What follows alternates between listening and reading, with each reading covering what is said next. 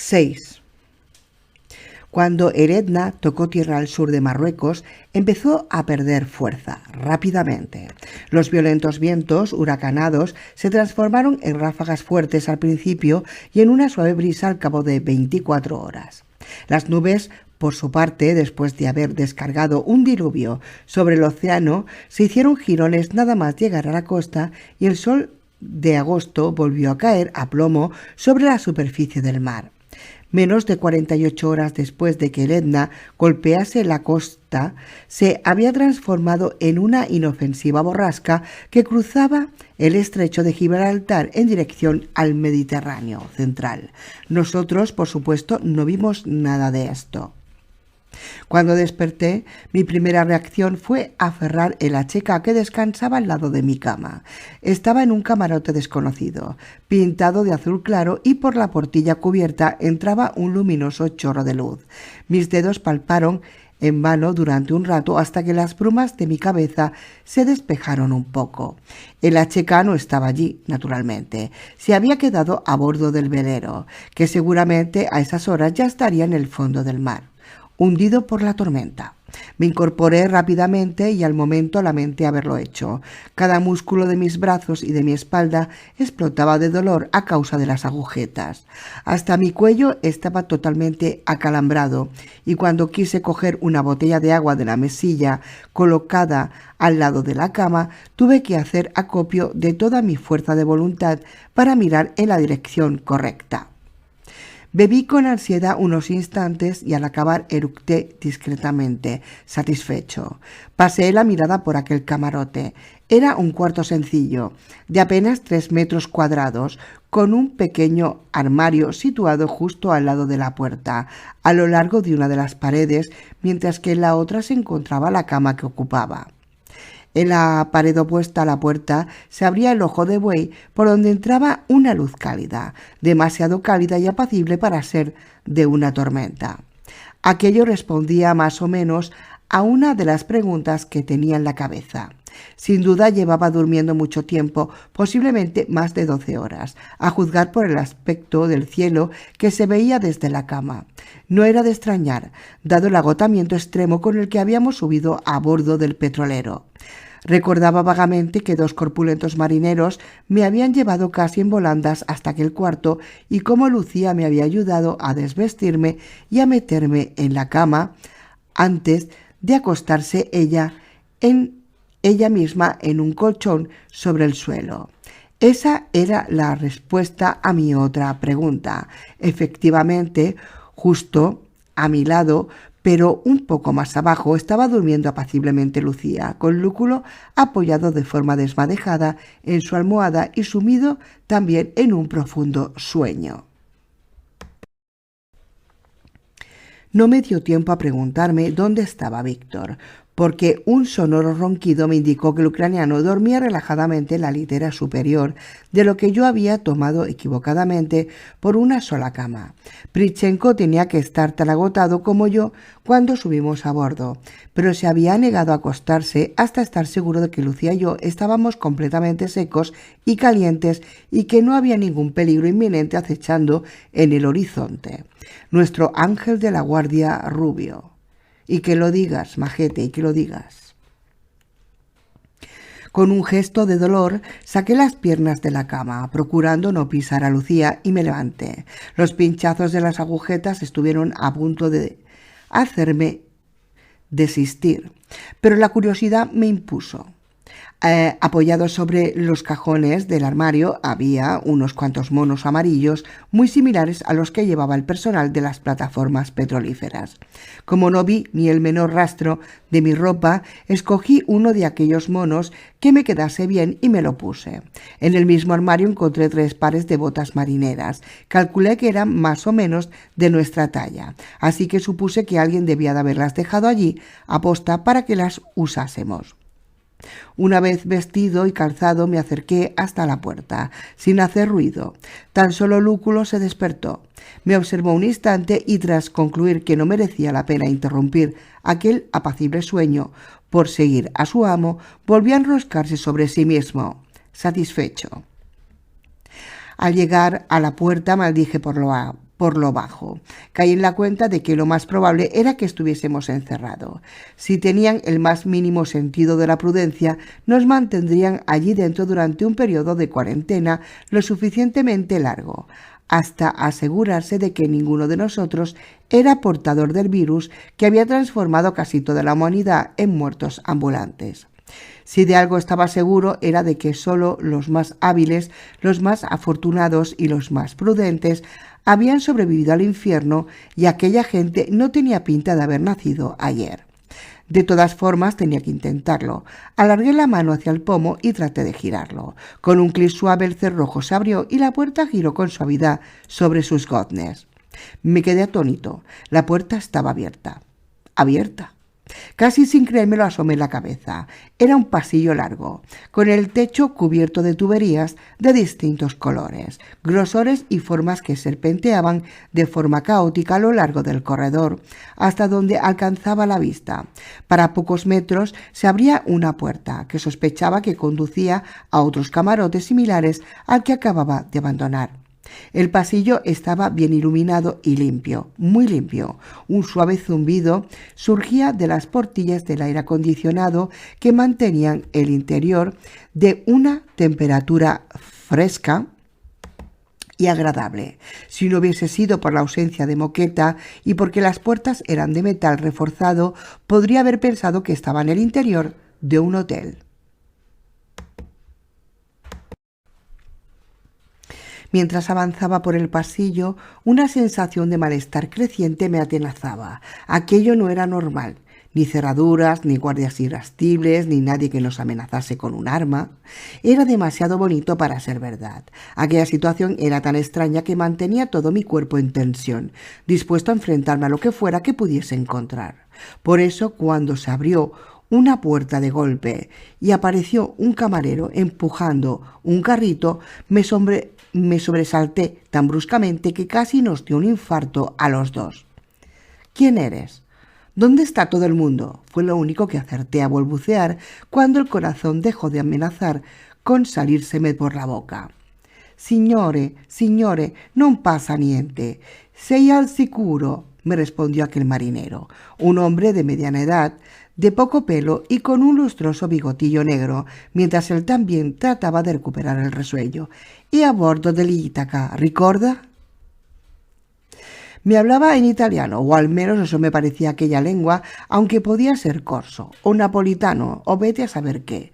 Traté de rescatar el poco italiano que sabía y que había aprendido en un maravilloso y alcohólico año en Erasmus en Bolonia, mucho tiempo atrás, pero a bien mi acento no era el correcto o mi vocabulario estaba demasiado oxidado, porque no conseguí que aquel hombrecillo me entendiera.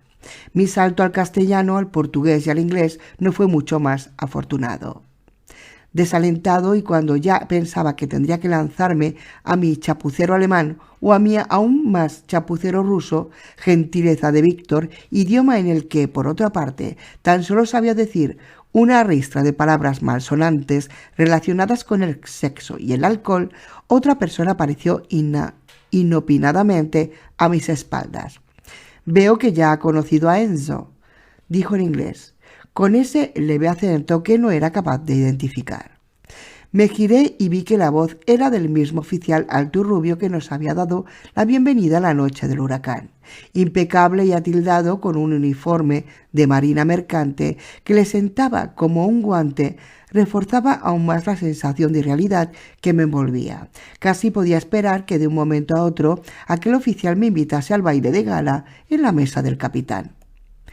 «Mi nombre es Strangar, Gunnar Strangar. Soy el segundo oficial de este barco, que es bastante más grande que el que ustedes traían, si me permite la observación». Se presentó mientras extendía su mano, pulcra y con las uñas bien recortadas. Me presenté a mi vez. Mientras nos saludábamos, me sentí avergonzado al comprobar el contraste entre las aseadas extremidades del oficial y mis propias manos, manchadas de grasa de motor, pescado y Dios sabía qué más cosas, con las uñas rotas y ennegrecidas tras muchos meses de supervivencia. Enzo les llevaba el desayuno precisamente ahora. Señaló hacia el carrito que empujaba el camarero. El médico dijo que 18 horas de sueño deberían ser suficientes, así que pensamos despertarles. Si prefiere volver a su camarote para reunirse con sus amigos, no hay ningún problema. Pero el capitán me pide que le transmita su invitación para desayunar con nosotros en la cámara de oficiales. Se quedó en silencio por un instante, al observar mi cara de estupefacción. Si no tiene usted ningún problema en ello, por supuesto. En absoluto, en absoluto. Tartamudeé desconcertado. Después de meses de brutalidad, violencia, amenazas, hambre y penuria, me parecía estar viviendo un sueño. Cuanto más cortés y educada se mostraba aquella gente conmigo, más atónito me sentía yo. Será un auténtico placer, créame. Yo no sé, pero, amigo mío, yo no me fiaría un pelo, ¿eh? No sé. A mí que la gente sea así tan buena, no sé. Tras despedirnos de Enzo y de su aromático carrito, seguía el oficial por el laberinto interior del buque. ¿Quiénes son ustedes? ¿A dónde vamos? ¿Qué buque es este? Las preguntas se me amontonaban en la boca, mientras subíamos un tramo de escaleras y cruzábamos otro largo pasillo. A las primeras preguntas prefiero que le responda al capitán, si no le importa, contestó el oficial, que por su nombre y acento sin duda era sueco o noruego. En cuanto a este barco, está usted en el Ítaca, un superpetrolero de 800.000 toneladas de arqueo. Antes del día del juicio pertenecía a una corporación griega. Ahora, evidentemente, añadió con una sonrisa luminosa, pertenece al AC. Justo cuando iba a preguntar qué diablos era el AC, el oficial Strangar abrió una puerta y entramos en un cuarto amplio y luminoso con una larga mesa corrida donde se hallaban media docena de oficiales del barco tomando café, que se quedaron en silencio al vernos entrar. Detrás de ellos se abría un amplio ventanal desde el que se veía toda la longitud del petrolero. Me quedé un instante fascinado con aquella vista. Aquel coloso tenía una longitud enorme, con toda seguridad por encima de los 150 metros, y la proa rielaba en la distancia envuelta en un jirón de bruma. Un marinero pedaleaba tranquilamente en bicicleta por la pasarela de cubierta, entre los inmensos tubos retorcidos que comunicaban los tanques del buque. Una vista impresionante, ¿no es cierto?, dijo una voz a mi espalda. Su dueño era un hombre de unos 50 años, de estatura normal y de complexión gruesa, con una recortada perilla blanca en medio de una cara más bien redonda que hacía juego con unos luminosos ojos azules, algo velados por la edad. Soy el capitán Burley. Me alegra que haya decidido acompañarnos en el desayuno. Farfullé algo ininteligible como respuesta mientras me sentaba. De reojo vi que entraba un marinero en el cuarto, detrás de otro camarero. De la cintura del marinero colgaba una pesada pistola que golpeaba su muslo al andar. En sus manos llevaba una tira de papel y un bote con un líquido ambarino. Antes de nada tenemos que cumplir un pequeño trámite que espero que no le moleste, continuó el capitán, sentándose a su vez. Por favor, necesitamos que escupa en esta tira de papel. Me quedé inmóvil, pensando que no había oído bien. Sin embargo, el marinero de la pistola se puso a mi lado y colocó la tira de papel sobre la mesa justo delante de mí. No era cuestión de ofender a mis anfitriones. Además, sospechaba que aquella pistola no era de adorno y que si no escupía, la cortesía de la que había disfrutado hasta entonces se acabaría muy rápido. Sintiéndome un poco idiota, escupí con suavidad sobre la tira de papel. El marinero se inclinó sobre el gargajo y vertió unas cuantas gotas del frasco ambarino que llevaba en la mano. No sucedió nada, al menos que yo apreciase. Sin embargo, debí de hacerlo bien, ya que el marinero asintió con gesto satisfecho y aprecié cómo todos los comensales sentados a la mesa se relajaban de manera perceptible. «Bien, está usted limpio, señor náufrago misterioso», asintió el capitán. «Ahora me encantaría que me contase su historia. Por favor, ¿café o té?» Discretamente me pellizqué. Tenía que estar soñando. Joder. Entre taza y taza de café puse al corriente de mis vivencias al capitán, mientras el resto de los oficiales mantenían una animada conversación en la mesa contigua. Le conté mi huida de Europa, en medio de un mar de no muertos, cómo había llegado a las Canarias y cómo, a causa del hacinamiento y las malas condiciones de vida, habíamos decidido salir de allí rumbo a Cabo Verde. Era una versión edulcorada y parcial de la realidad, pero supuse que aquel hombre no necesitaba saber todos los detalles de las experiencias que habíamos vivido. Ser desconfiado era una buena política hasta que supiese un poco más de mis interlocutores. Bueno, y ahora creo que es mi turno preguntar.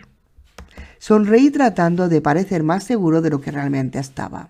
¿A quién tenemos que darle las gracias por habernos salvado la vida? A nuestro Señor Jesucristo, naturalmente, respondió con una expresión totalmente seria el capitán Burley, mientras nos levantábamos y nos acercábamos a la mesa de los suboficiales. Él fue quien nos puso en su camino. Todo lo que acontece en la tierra es obra suya. Y el hecho de habernos cruzado en medio de una tormenta no es más que una señal de Dios. Alabado sea su nombre por siempre. Amén. Un coro de amén resonó alrededor de la mesa. Incluso el simpático oficial sueco o noruego, Strangar, había secundado el responso, serio y circunspecto. Me quedé un tanto perplejo. No me esperaba tal muestra de fervor religioso. Sí, claro, por supuesto. ¿Y a quién ha puesto Dios en mi camino? Quiero decir, ¿quiénes son ustedes exactamente? Formamos parte del AC y estamos cruzando el Atlántico desde la República Cristiana de Gulfport, Mississippi. Estamos en una misión divina, ¿sabe? ¿AC? ¿República qué? ¿Misión divina? Decir que estaba alucinando sería quedarse muy corto. No quiero parecer grosero, ni mucho menos, pero la verdad es que no entiendo nada, señor. AC son las siglas de Army of Christ. Naturalmente, es como lo llamamos familiarmente, ya sabe, me respondió un oficial pelirrojo sentado a un extremo de la mesa. Army of Christ, el ejército de Cristo. ¡Ay, la leche! ¿Dónde cojones habíamos ido a parar? Prefiero no saberlo. Cuando tuvieron lugar las señales y nuestro Señor decidió castigar la iniquidad de la raza humana, el oficial pelirrojo se había embalado a hablar. Todos los pecadores impuros, hedonistas y paganos fueron castigados por la ira del Señor. Tan solo aquellos que éramos puros a los ojos del Altísimo nos libramos del mal de la plaga. Durante un tiempo vagamos solos y perdidos por el mundo, en medio de las consecuencias del castigo divino y de los frutos del mal. Pero pronto sentimos la llamada. La mirada del marino tenía un brillo peculiar en los ojos. Ese tipo se creía hasta la médula todas y cada una de las palabras que decía. ¿La llamada? La llamada del reverendo Green, por supuesto. Intervino otro de los oficiales, un tipo joven, con acné en la cara y pinta de llegar por los pelos a los 18 años. Él fue quien nos reunió a todos en el Gulfport, el que creó el refugio. Allí seremos testigos sin duda del segundo advenimiento de Cristo, todos los elegidos por el Señor, naturalmente. Madre mía, voy a hacer un inciso, pero creo que aquí Lucía va a tener problemas. Va a tener problemas. No lo sé, pero creo que va a haber problemas aquí con Lucía. Seguimos. Un nuevo coro de amén y aleluya resonó alrededor de la mesa. Yo no sabía si aquellos tipos me estaban tomando el pelo, si eran unos tumbados religiosos o realmente aquella república cristiana de Gulfport era algo real. Decidí que sería mejor actuar con discreción. No me gustaría haberme salvado de morir ahogado solo para acabar chamuscado en un auto de fe por hacer un chiste malo sobre Jesús. No merecía la pena. ¿Y ese reverendo Green está ahora aquí?, pregunté como al descuido. Oh, por supuesto que no, me contestó jovialmente Strangar. Él está en Gulfport, encargándose de que todo en la ciudad vaya bien. Es un hombre muy ocupado. No solo tiene que encargarse de la salvación de nuestras almas, sino que también dirige el destino de una pequeña ciudad de 10.000 habitantes, y eso sin contar a los ilotas, ni a los intocables, naturalmente. Asentí como si entendiese todo aquel galimatías religioso. Supuse que cuando hablaba de los ilotas e intocables se refería a los no muertos y a todos aquellos supervivientes que, como yo, vagábamos por el mundo, fuera del refugio de Gulpor. No pude evitar preguntarlo. ¿Entonces yo soy un ilota? Oh, por supuesto que no, intervino de nuevo el capitán para mi absoluta confusión. Eso es algo que sabemos perfectamente. Por cierto, ¿qué religión profesan usted y sus amigos, señor? El cambio brusco de conversación me dejó perplejo. Me quedé en silencio durante unos segundos mientras pensaba a toda velocidad qué útil hubiese sido la presencia de Sor Cecilia en aquellas circunstancias. Vamos a ver. Lucía y yo somos cristianos, católicos, quiero decir. Víctor es ucraniano, así que es ortodoxo, si no me equivoco. La verdad es que nunca había hablado de la religión con Lucía y dudaba mucho de que Víctor Prichenko creyera en algo más que en el propio Víctor Prichenko, pero aquel no era momento para dar muestras de flaqueza religiosa, así que me lancé como una mentira desorbitada.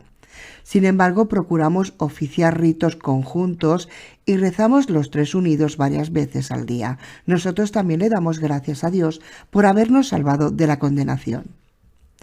Eso es bueno, muy bueno. El capitán Birley me palmeó abiertamente la espalda, mientras el ambiente alrededor de la mesa se volvía mucho más relajado. Estoy seguro de que el reverendo Green se alegrará sobremanera de verles en Gulpor cuando lleguemos. Son como el hijo pródigo, tanto tiempo perdidos en medio de la oscuridad, lejos de la luz y en medio de la suciedad e impúdica de los no muertos, pero finalmente el Señor les ha puesto en el camino de la salvación. Hoy es un día de regocijo. Una nueva explosión de aleluyas sacudió la mesa, mientras muchos de aquellos oficiales se levantaban para abrazarme o darme la mano. Yo correspondía con una sonrisa, mientras en mi interior me preguntaba dónde cojones me estaba metiendo. Entonces pregunté, ¿navegamos hacia Gulpor? Oh, todavía no, dijo Birley mientras me servía una nueva taza de café. Ya le dije que estamos cumpliendo una misión divina. El propio Señor se lo reveló al reverendo y le indicó nuestro destino. ¿Y cuál es este destino? Pregunté sin querer saber realmente la respuesta. Vamos camino de Luba, en Guinea Ecuatorial, me contestó el capitán Birley con una elocuente sonrisa. Es la voluntad de Dios.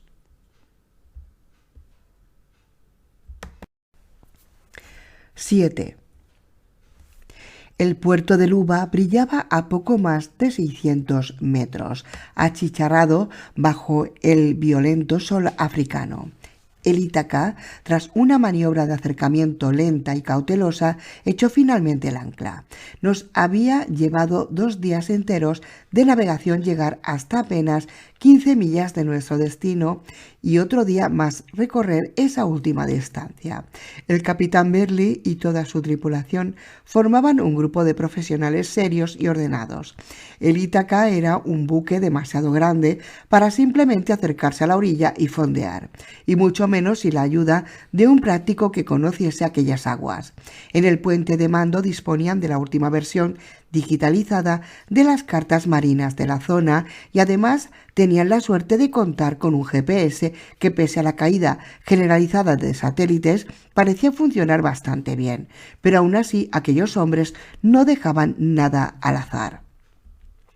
Ese mismo día, cuando aún no había salido el sol, habían bajado una lancha equipada con una sonda por un costado del buque. Esa lancha avanzaba 3 millas por delante del petrolero, sondeando cada metro de la ruta del gigante. El oficial Strangar, que finalmente me había confesado que era sueco, pero aún no me había contado qué hacía con aquella tropa de fundamentalistas religiosos del sur de Estados Unidos, me dijo que no solo se trataba de evitar los posibles escollos o arrecifes, sino que en el tiempo transcurrido, desde que las rutas comerciales se habían cerrado, era posible que algún buque a la deriva se hubiese hundido y bloqueara nuestro camino. Dadas nuestras dimensiones y la poca profundidad de aquella zona, un impacto podía resultar catastrófico para nosotros. ¿Por qué va a tanta distancia por delante de la lancha?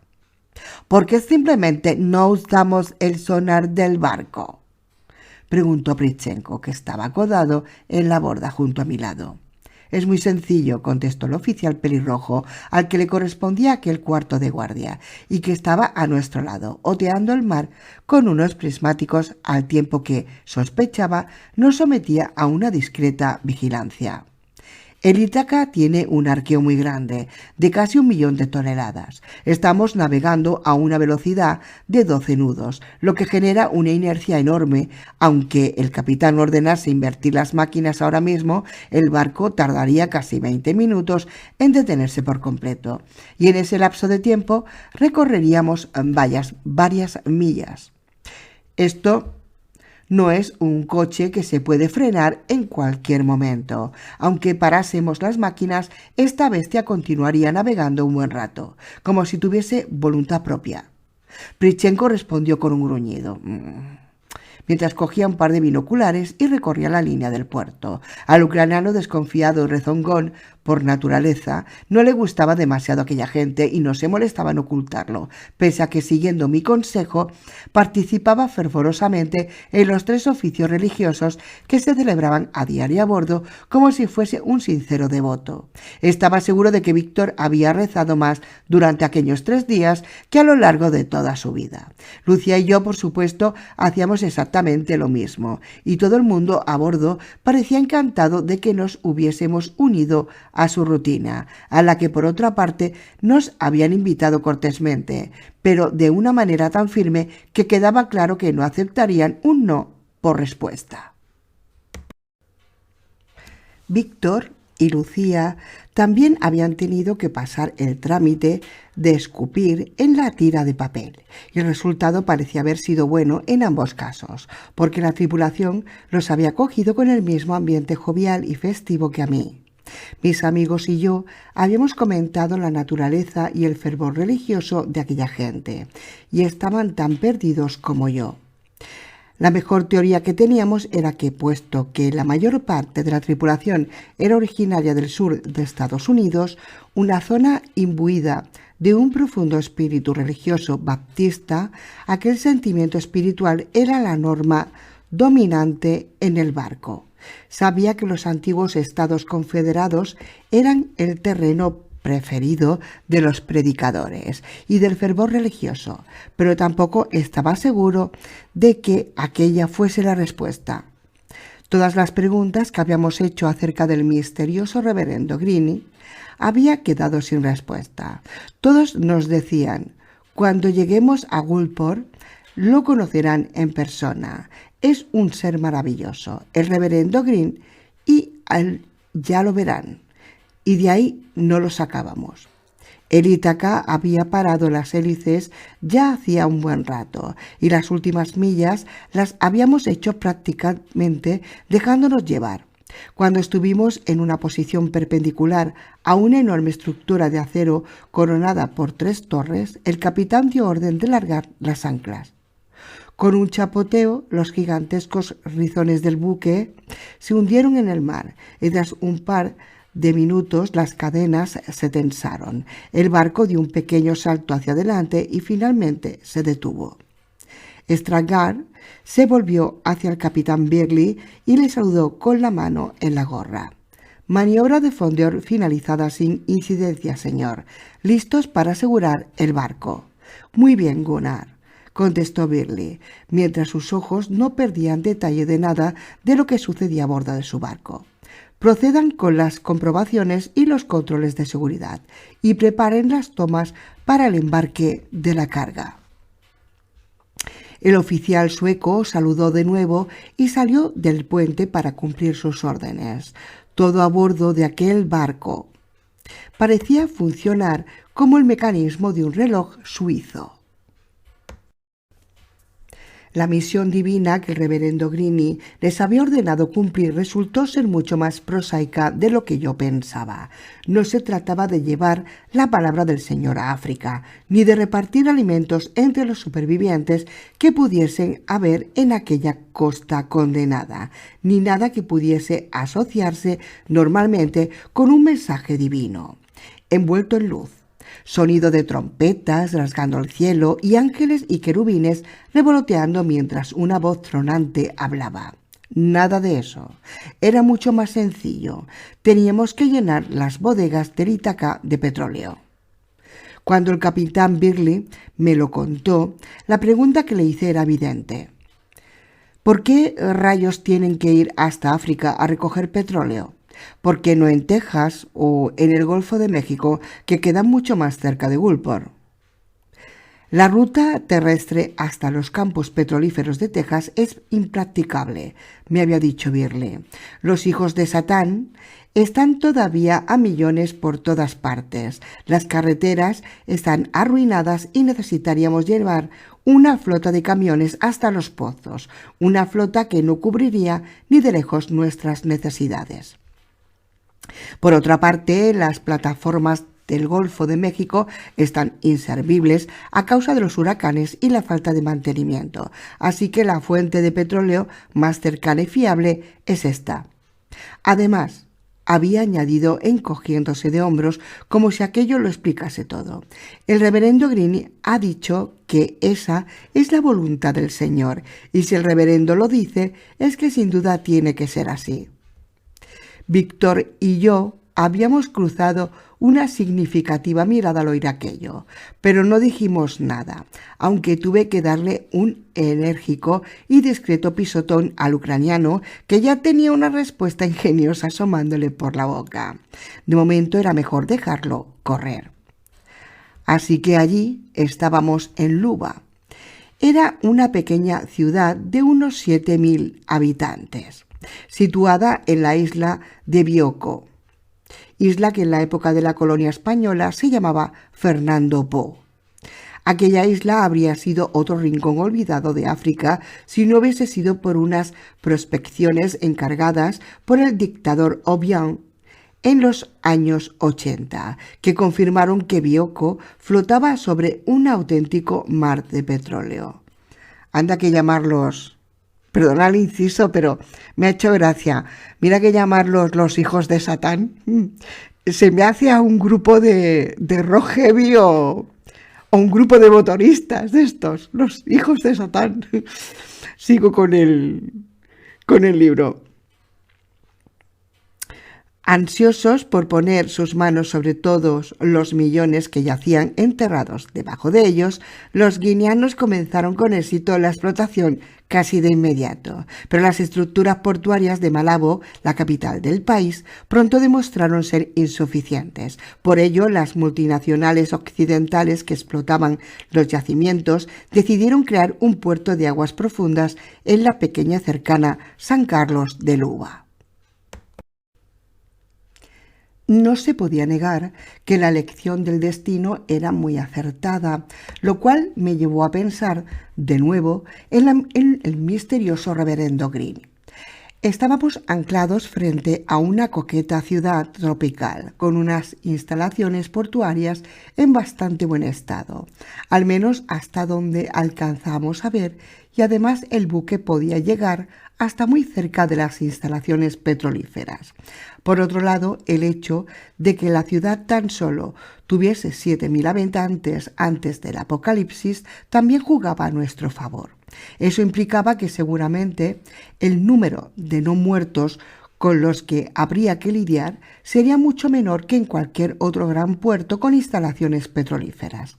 7.000, de todas formas, aún eran muchos, demasiados. La lancha con el sonar había vuelto al costado del buque, pero no se había colocado debajo de la cabria para que le subieran de nuevo. En vez de eso, se había colocado en paralelo junto a la proa del Ítaca, prácticamente en la otra punta del barco, a más de 100 metros de distancia. «Mira eso», murmuró Prit discretamente, mientras me daba un conazo. «Míralo bien». El ucraniano señalaba hacia una zona de cubierta situada a unos 50 metros de la proa. En aquel punto, la maraña de tuberías y válvulas quedaba abruptamente cortada por algo que no era capaz de distinguir a simple vista. Enfoqué mis binoculares hacia aquella estructura. Era una especie de alambrada metálica de unos 4 metros de altura, coronada por un rollo de alambre de espino. La alambrada corría de un costado del buque al otro y no parecía tener ningún tipo de puerta o pasadizo que comunicase un sector del barco con el otro. «¿Para qué crees que será eso?», pregunté. «¿Qué es lo que estás pensando?», replicó Pritchenko. «No tengo ni idea. Puede que sea una línea de defensa en caso de que los no muertos suban a bordo, o quizá es para evitar un asalto pirata en alta mar», aventuré. «Esta gente ha recorrido miles de kilómetros hasta llegar aquí. ¿Quién sabe cómo está la situación por otras partes del mundo?». «Pues yo me huelo que tienen algo que ver con aquellos tipos». El ucraniano volvió a señalar hacia la proa. De una escotilla situada al otro lado de la alambrada estaban surgiendo una serie de figuras uniformadas.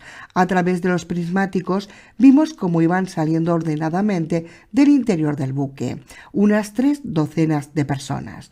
Todas ellas llevaban uniforme de combate del ejército de Estados Unidos y, por lo que podíamos ver, iban fuertemente armados.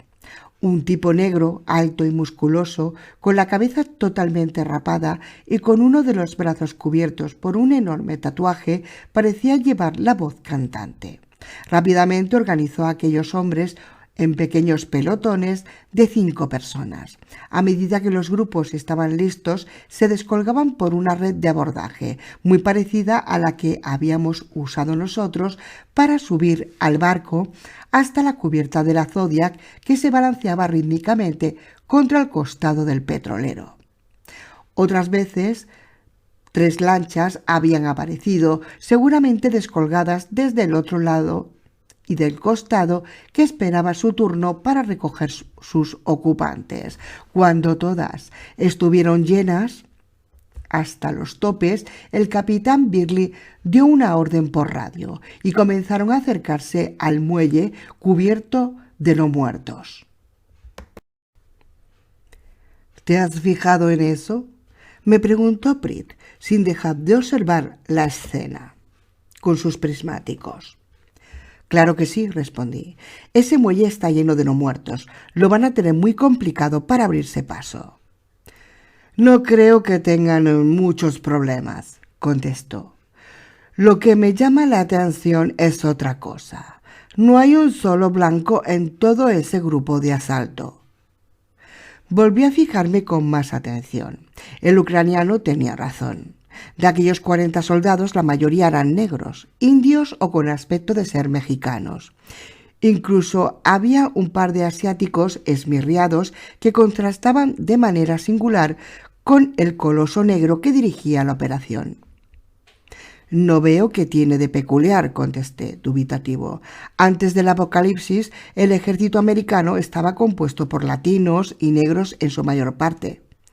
«Ya. Y por un montón de blancos redneck que no tenían dónde caerse muertos en sus granjas y se alistaban», replicó Víctor.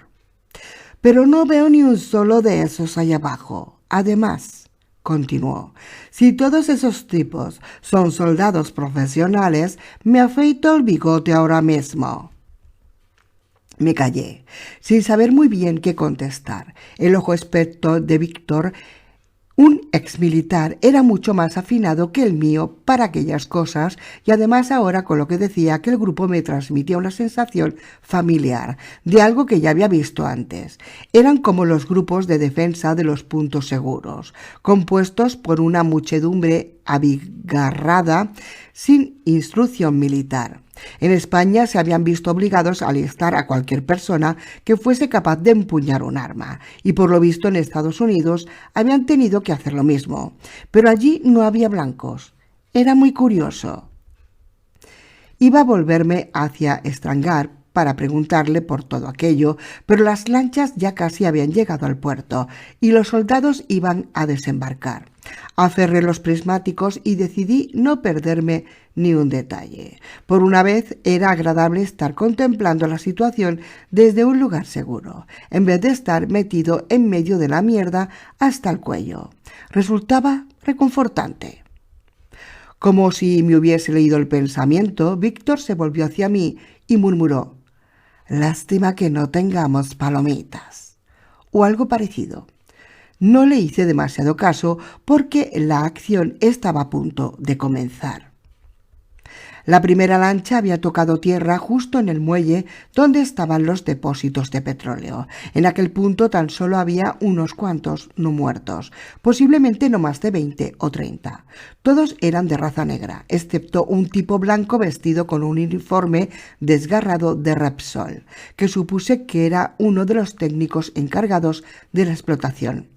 3 o 4 de los muertos vestían uniforme militar y uno de ellos arrastraba un fusil de asalto machacado cuya correa se le había enredado en una de las piernas. Aquel pobre diablo debía de llevar arrastrando el fusil como un presidiario su cadena desde hacía muchos meses, a juzgar por el estado del arma y de su pierna. La pantorrilla estaba tan desgarrada que se distinguía el blanco del hueso cada vez que se desplazaba. Las otras 2 lanchas tocaron tierra en otros puntos muy cercanos y sus ocupantes comenzaron a trepar hacia el muelle. Uno de los soldados resbaló en la escala y braceó de manera cómica en el aire durante unos segundos, tratando de mantener el equilibrio. Finalmente cayó al agua con un sonoro chof que se oyó a la perfección incluso en la cubierta del barco. Aquel sonido bastó para poner en movimiento a los no muertos. Desde la cubierta teníamos una visión muy amplia del puerto, como si les hubiese dado una orden. Cientos de cabezas putrefactas se giraron de repente hacia el extremo del muelle y comenzaron a caminar hacia allí. Los soldados del muelle, que ya habían sacado a su compañero del agua, no podían ver la marea de no muertos que se les venía encima. Resultaba escalofriante. «Esos cerdos no dejan de sorprenderle a uno, ¿verdad?», comentó alguno de los oficiales acodados en la borda. «Es como si esos podridos tuviesen una jodida telequinesis o algo así. Malditos hijos de puta». «Se dice telepatía, estúpido», replicó otra voz, «y como el capitán te oiga blasfemar así, acabarás viendo a los no muertos de cerca, así que vigila tu lengua». Mientras los 2 oficiales se cruzaban aquellas palabras, los soldados de la orilla ya corrían por el muelle en pelotones de 5 unidades. Uno de los grupos se detuvo de golpe y abrió fuego contra los primeros no muertos que llegaban a su altura. El traqueo de sus fusiles rompió el silencio de la ciudad. Aquello tenía que haberse oído a muchos kilómetros de distancia. A partir de ahora tienen 20 minutos, según nuestras estimaciones. El que hablaba era Birley, el capitán, que se había colocado silenciosamente a mi lado. ¿Estimaciones? Sí, basándonos en su velocidad, en el número estimado de no muertos y en la extensión de la ciudad. Calculamos que en 20 minutos habrá tantos de esos malnacidos allá abajo que nuestros hilotas no podrán salir. Así que más les vale darse prisa. Volví a mirar con atención. La primera fila de no muertos había caído como una hilera de bolos bajo el fuego de cobertura, pero seguían llegando más y más. Uno de los grupos de fuego, que estaba algo más adelantado, corría el peligro de verse rodeado. El oficial al mando de aquel grupo se dio cuenta del riesgo que corrían y ordenó retroceder lentamente para no quedar aislado. Sin embargo, ya era demasiado tarde. Alrededor de ellos ya se habían congregado unos 30 o 40 no muertos que casi los estaban tocando. Uno de los no muertos lanzó un zarpazo hacia el soldado que tenía más cerca y golpeó su fusil, arrancándoselo de las manos. El soldado se zafó y trató de coger su pistola, pero en ese momento lo aprovechó otro no muerto para abalanzarse sobre él. Antes de que alguien pudiese hacer algo, el no muerto clavó sus dientes en el cuello del soldado. El aullido que soltó fue tan desgarrador que se oyó hasta en la cubierta del Ítaca. Con un giro de cabeza, el no muerto arrancó un pedazo del cuello, justo antes de que otro soldado le metiese un balazo en la cabeza. Sin embargo, ya era tarde para el primer tipo. Caído en el suelo, la sangre emanaba de su carótida a chorros regulares, mientras su corazón bombeaba en un esfuerzo inútil por llevar sangre a su cerebro.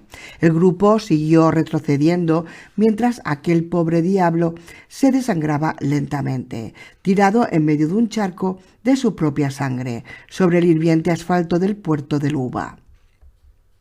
En aquel momento el tiroteo era generalizado. 2/3 partes de los soldados estaban tratando de montar una barrera de contención, mientras que el tercio restante se afanaba en conectar unas largas mangueras a unas bocas de bombeo que asomaban herrumbrosas del extremo de uno de los enormes depósitos. Alguien en tierra había encendido un pequeño generador portátil, seguramente para alimentar el sistema de bombeo y su sonido penetrante. Unido a los disparos encadenados, generaba un estruendo que debía de hacer imposible entenderse. Miré despavorido hacia el otro extremo del muelle, asomando de todas y cada una de las calles que daban al puerto. Cientos de no muertos caminaban lentamente hacia los desprevenidos soldados, atraídos por el ruido. «¡Los van a masacrar!», grité sin poder contenerme. «Capitán Birley, tiene que sacarlos de ahí enseguida. Ordénenles que vuelvan». Birley se encogió de hombros mientras hacía un gesto despectivo con una mano. «No se preocupe por ellos», me dijo, impasible. «Son hilotas y están haciendo su trabajo. Pero puede que tenga razón y podamos echarles una mano. Será divertido». «Cullen». «Señor». Uno de los jovencísimos oficiales del barco se cuadró al lado del capitán. «Suban los M24. Vamos a hacer un poco de tiro al blanco». Un murmullo de excitación anticipada recorrió toda la borda. No sabía qué podía tener aquello de divertido. Otros 6 o 7 hombres del grupo de desembarco ya habían caído y el círculo despejado se iba cerrando de manera imperceptible.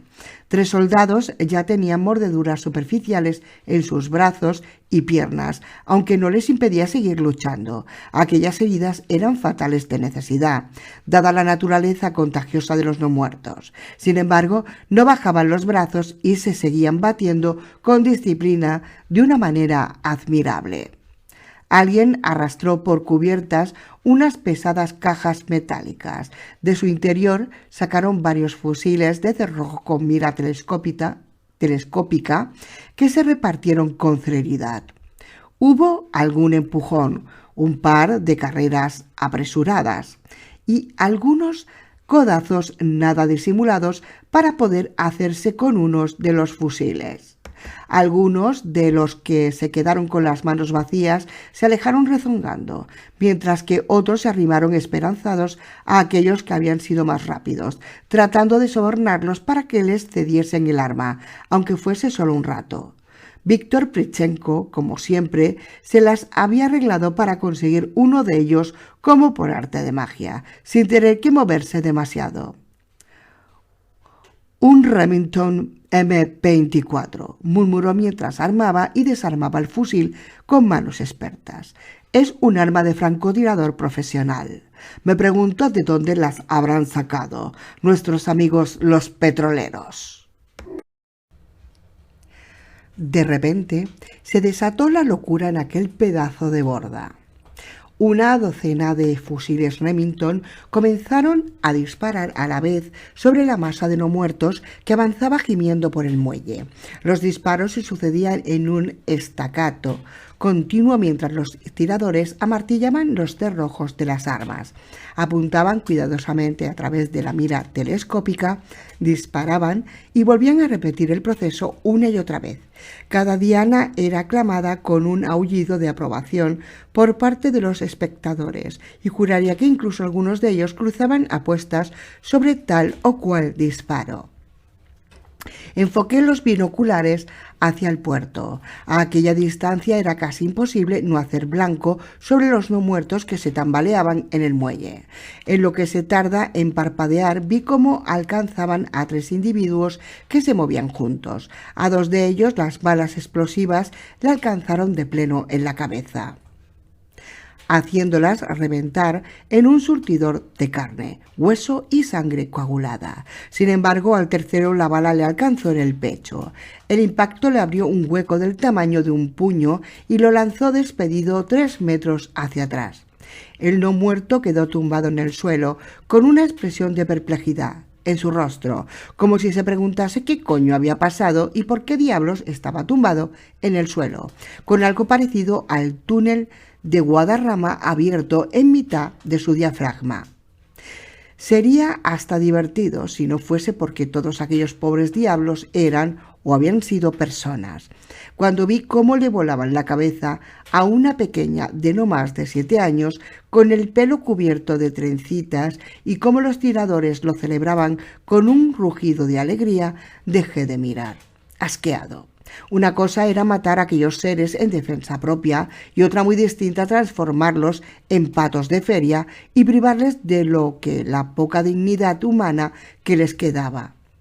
El equipo de tierra que se había encaramado a la estructura del depósito agitó de pronto una bengala que despedía un espeso humo rojo.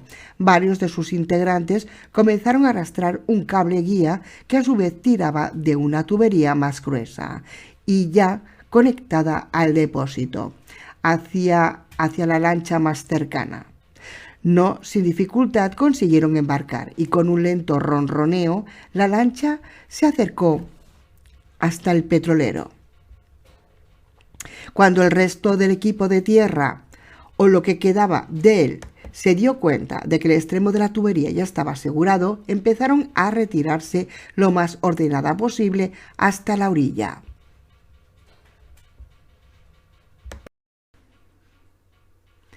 Desde la seguridad del barco resultaba fascinante asistir a la extraña coreografía de 20 adultos, hombres y mujeres, caminando de espaldas con lentitud, mientras arrastraban a unos cuantos compañeros heridos. En medio de todos ellos, el tipo negro musculoso se erguía como un gigante, cubriendo la retirada. No se podía negar que era un cabronazo valiente.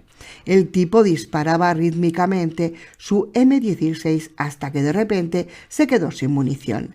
Tenía demasiado cerca a los no muertos para que le diese tiempo a recargar, así que simplemente agarró el arma por el cañón, que debía de estar a rojo vivo, y empezó a utilizarla como una maza para abrirse paso. Los oficiales blancos que estaban a bordo comenzaron a animarlo como si estuviesen viendo un partido de fútbol americano. El gigantón se había quedado aislado a unos 30 metros de la orilla. Las lanchas se habían separado unos cuantos metros para evitar que los no muertos se lanzasen sobre ellos, pero una de las Zodiac se mantenía todavía a escasa distancia para que aquel tipo pudiese saltar a bordo. Los soldados apretujados en las lanchas le hacían gestos desesperados para azuzarle, pero el hombre negro estaba demasiado ocupado para atender a nada de aquello. El M16 giraba sobre su cabeza como una maza, con un silbido aterrador. Cada pocas vueltas impactaba en la cabeza de un no muerto, provocando un sonido seco y quebradizo que ponía los pelos de punta. No sé si aquellos golpes eran mortales o no. pero desde luego le servían para abrirse camino, ya que los afectados caían como sacos ante él. En un momento se vio rodeado por 3 no muertos a la vez, mientras que a los demás cercanos les abría las cabezas con la culata ensangrentada de su arma. Al tercero se lo quitó de encima por el expeditivo método de plantarle una patada en el plexo solar que le tuvo que partir al menos un par de costillas. Los oficiales habían dejado de disparar los fusiles de precisión y aullaban como locos, viendo cómo aquel pobre diablo luchaba por su vida. ¿Qué cojones hacen? Me volví hacia Víctor. ¿Por qué coño no disparan para abrirle paso? Está claro que es porque no quieren disparar, y si no queremos tener problemas con ellos, creo que nosotros tampoco deberíamos hacerlo, murmuró el ucraniano mientras lanzaba una profunda mirada reflexiva sobre los oficiales de a bordo. Algo estaba pasando por la cabeza de Prichenko, pero fui incapaz de adivinar qué era. Estaba demasiado alterado por todo aquello. «Esto es un asesinato», protestó.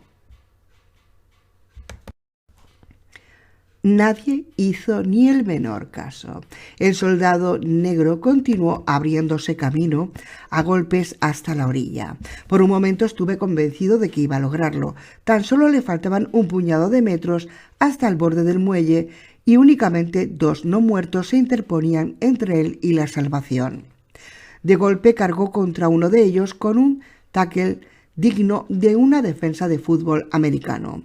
El no muerto salió disparado hacia el agua y se hundió con un chapoteo.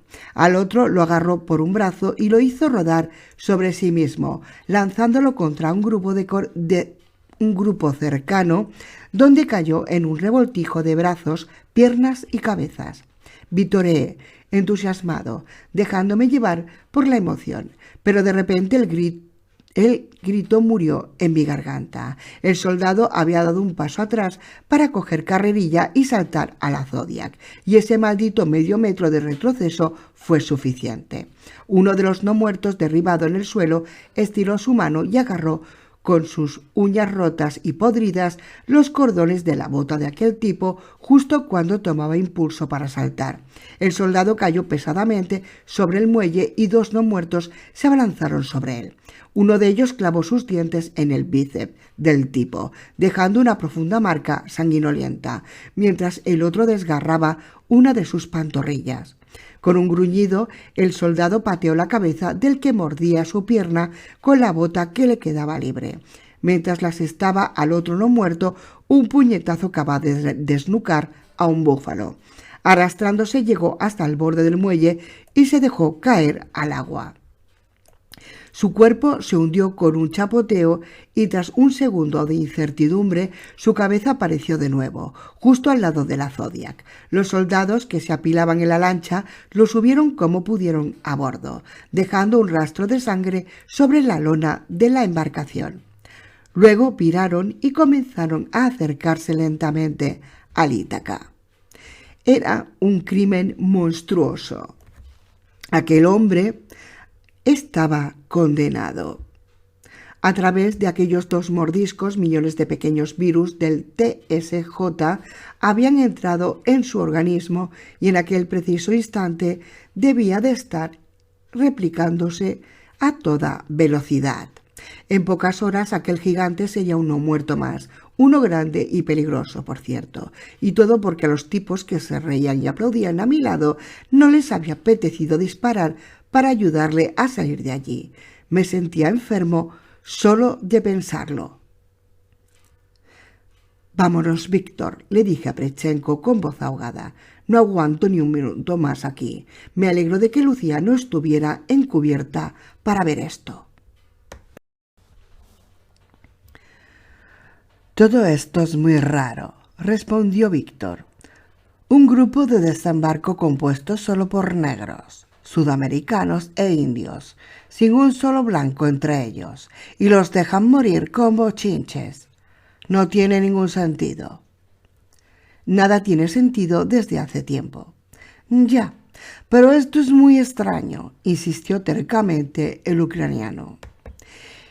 El baqueteado grupo de desembarco había llegado hasta el costado del buque y unos cuantos marineros ya estaban conectando las mangueras a los depósitos, mientras los maltrechos soldados subían por la red de abordaje colgada por un lateral.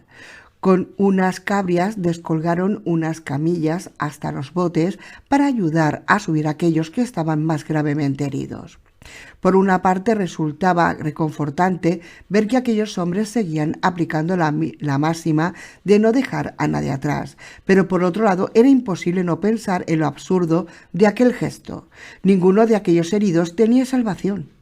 El TSJ los transformaría en no muertos a los pocos minutos de su muerte.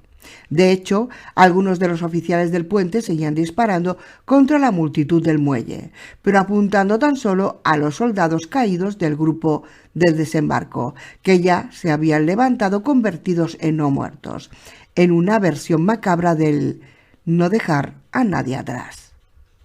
Víctor, el resto de los oficiales y yo nos retiramos del puente, que rielaba bajo el calor tropical del mediodía, hacia el salón interior, donde unos camareros con uniforme blanco, dirigidos por Enzo, estaban colocando un almuerzo de aspecto fabuloso.